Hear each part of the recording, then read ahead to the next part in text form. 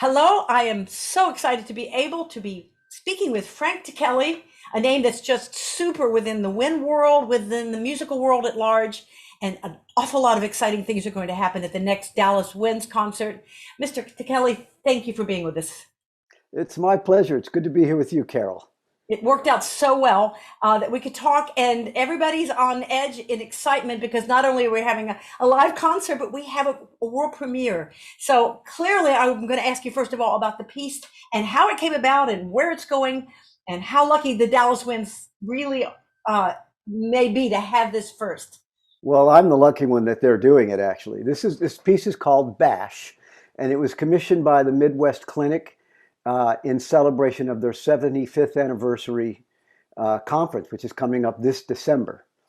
And so we're performing it there in Chicago. The Dallas Winds are performing it there. And so they commissioned me to write this piece that celebrates that. So I wrote this piece that's very festive and energetic. It's a birthday bash kind of piece. So that's where the title comes from, Bash. And it is just filled with energy. It's a short work. It's not very long, but filled with lots of energy, kind of a radiant energy. And then we're giving the preview performance in Dallas at the Meyerson Center in just, I guess, about a week now, isn't it? It's coming up. I can't believe it's coming Yes. up. And I have the honor of guest conducting it. Jerry Junkin he, out of his generosity, he asked me if I would guest conduct the piece. And I jumped at that opportunity because I just love working with the Dallas Winds. I've worked with them many times, and it's a fabulous group, of course, as you know. And I can't wait to be there next week for the rehearsals and the concert at the Meyerson Center. Tell me, your roots with Dallas go really deep, don't they? They do indeed. My childhood is sort of split between New Orleans and Dallas. The first half of my childhood in New Orleans, then we moved to Dallas when I was 13, Richardson actually. And so I grew up in that Richardson school district, the Richardson Public School Music Program, and also went to SMU for my undergrad degree. So I've got deep roots in both in Richardson and Dallas. And Well, it's been a long time, of course, since I've been out here in LA for 30 years. I went to Michigan for grad school, so it's a long time ago. But the roots are still there, and there's still a really special place in my heart for Dallas.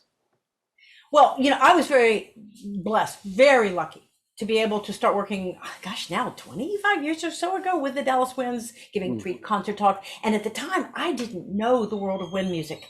I didn't know anything about the Midwest Clinic. I didn't know it. I mean, I'm a musicologist in a different direction. And all of a sudden, I fell into this pool full of the most exciting music, seriously, that I'd ever worked with. And you're right there leading that drive. Tell me why the wind in your mind when you think of Midwest and you think of the kids in the band. Why is this just the dynamic movement, and what do you just love about it? Well, first of all, what you just said is really important. You're talking about you were in this other world, and then you discovered this wind world, and it underscores just how vast the music world is. That there are all of these sort of sub communities of musicians, subcategories of music making going on right under our nose. And many times we musicians don't even, and even trained musicians aren't aware of just how vast it is. I mean, what's one cool thing about being a composer is we get to sort of dip our toe into all these communities. If you write a harp concerto, you go to a harp convention, that is totally different kind of culture than if you write a trumpet concerto and go to a trumpet convention. Believe me, it's a big difference in culture. And so it's in a way kind of a gift for us as composers that we're able to do that. And yes, you're right. This is a huge community and a wonderfully well connected community where there's a lot of sort of sharing of our love for what we do and ideas and new discoveries we find. You find that in this community of the wind world. And then this convention meeting once a year in Chicago helps us all. It's one of many ways that we all can come together and do just that, share our ideas, share our passions, um, just learn from each other. And it's just fabulous. And I just feel very fortunate to be a part of that. When you wrote Bash, and of course, probably during the shutdown months when things looked pretty grim for a lot of the future of the arts and music, how much were you thinking um, ahead, thinking about the players of the Wind Symphony? Was it? I have no idea how composers work, but how much did any of that factor in? Well, first, yeah, it was a tough time during the pandemic. Last year, especially. I mean, I'm not going to lie, it was a tough time for all of us. It's so nice to see us gradually pulling out of this. While I was writing this piece, I was thinking, boy, what do we need right now? We just need joy right now. And when we do come back together, we don't want to relive this. I don't want to write a piece that sort of relives this pandemic. I want to write a piece that's just about joy. And that's what I was trying to do. How do we think when we write? I mean, that's in the back of my mind. You asked that question. But, when I sit down to write, I'm just trying to make something work. And sometimes I get frustrated, like, oh, I think this is working, then it doesn't work, and I put it aside and I try something else, and then something finally takes hold. In the case of Bash, it was just this little syncopated dance-like figure, just this sort of ba-do-do-dee-do-da-do-da, ba-da-da, ba-da-da-da-da-da-da-da, da-da-da-da-da-da, that kind of thing, just this dancing syncopated thing. And I went with that, and I said, I wonder how long I can sustain this. It's pretty cool right now, but can I sustain this? Am I going to get bored with this? I kept doing it, and I kept finding ways to keep it interesting. And of course, I had to invent things to contrast against it. But it started with just that little idea right there, that ba-da-ba, da-da-da sort of thing. Just a simple, almost cliche rhythm, right? Uh-huh. But putting it in different contexts, one context after another, helped, at least for me, maybe not every listener, but for me, it kept it interesting, and it kept driving the piece forward. The rhythmic aspects, the color of the wind band, again, which I did not have a lot of experience with. Um, it's got to just electrify kids. And when you're writing for the Dallas Winds, these magnificent players, are you also thinking about the kids and what they access and what they imagine? I mean, how do you, because you work with everything as younger kids to the senior professionals, how does that inform what you do? Well, yeah, I like wearing different hats. So I do like writing for the very youngest players and professional players and everything in between and other media, not just the wind media. I write for all kinds of different media. It keeps it interesting to me wearing all those different hats. But so when I'm writing for kids, am I thinking about kids? I guess I am because, I mean, you have to. It's a different set of skills there than if you're writing for professionals. There are different kinds of restrictions, and yet you still want to write something that deserves to have a life, that has sort of a genuine quality and authenticity to it. And yet with these restrictions, still make this work. Sit down at your desk and make this work. It's a challenge. It's a fun challenge though, but it is a challenge. And the younger the player, the greater are those restrictions.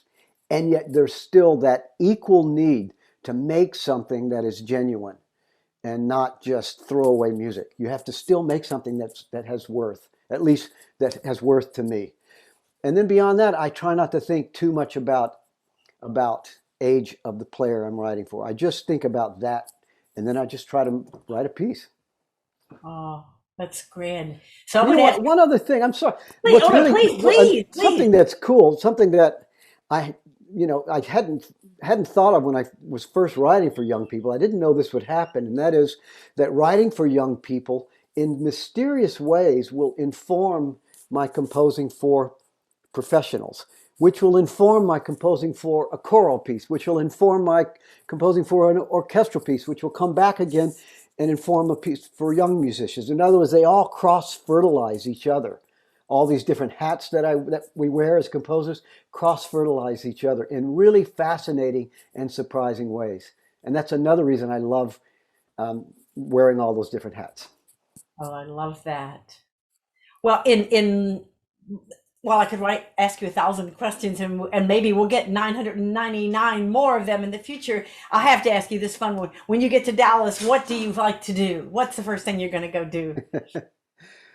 Oh, well, I'm here in California, so I love to just go find a good Tex-Mex restaurant because we have Mexican food here, but it's California Mexican food. It's a different cuisine. I love the Tex-Mex, knowing I can't eat too much of it, but I miss it. So that's one Uh-huh. of the first. I go to a nice place where I can get a good Tex-Mex meal. All right. And Uh, do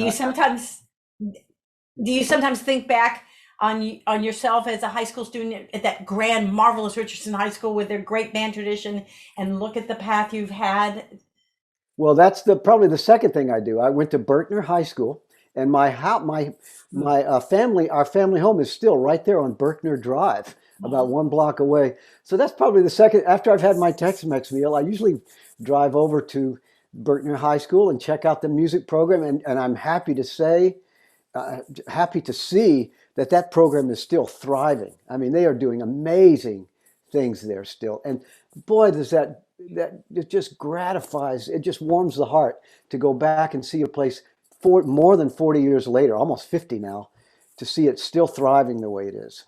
So that's something I love. But isn't it true that your roots run not just to Berkner High School, but they also flow through SMU? Can you tell us a little bit about that time and your contact with the beloved Howard Dunn? Yes, indeed.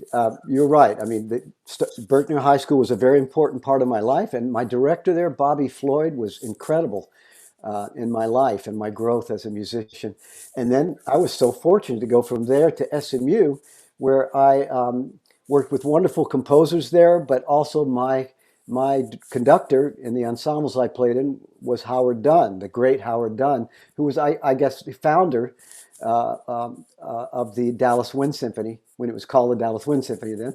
And so I got to work with him as well, and I will never forget his not only incredible musicianship, but the heart and the love that he brought into every rehearsal, the passion and just the love and joy that he brought into it.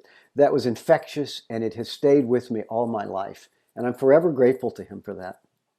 Oh, I had only a little limited contact with him when I was a new music history professor, scared to death. You know how you are when you go to something. Yeah, you're And young, yeah. he stopped me in the hall and he said the nicest things. He didn't know me, but he sort of recognized that I was that new lady.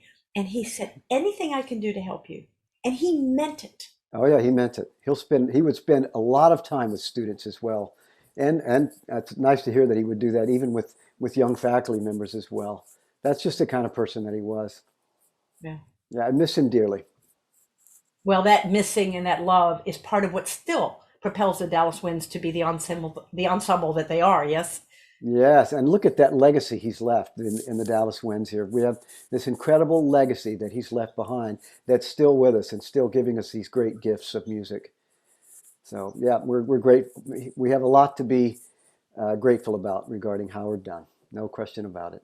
Oh, well, I'm sure they're thrilled when you walk through the door, and the Dallas Wind players are going to be thrilled when you walk through the door and thrilled to be on the stage. And I think it's going to be a bash. What do you think? That's what we're hoping. I can't wait to do it. I can't wait for that. I haven't heard it yet, really. And so I can't wait for that first downbeat to see what happens. It's very, very exciting. World premieres are always exciting. It's like a birth. It really is. It's the birth of this new piece. And the audience gets to share in that sort of celebration, that birth of a new piece of music. The audience who were there at the live performance.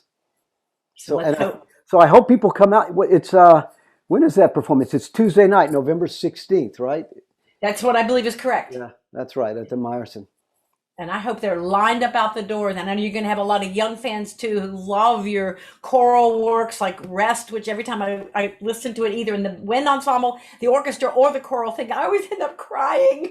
You're going to have all the kids. You've got quite a fan base, and it's because your music touches everyone. So Well, thank you so much. I appreciate that. it's so true. So thank you for your time this day. And as we like to say, we'll see you at the Dallas Winds. Yeah. Great. It's my pleasure, Carol. I can't wait. Thank you so much. Thank you so much.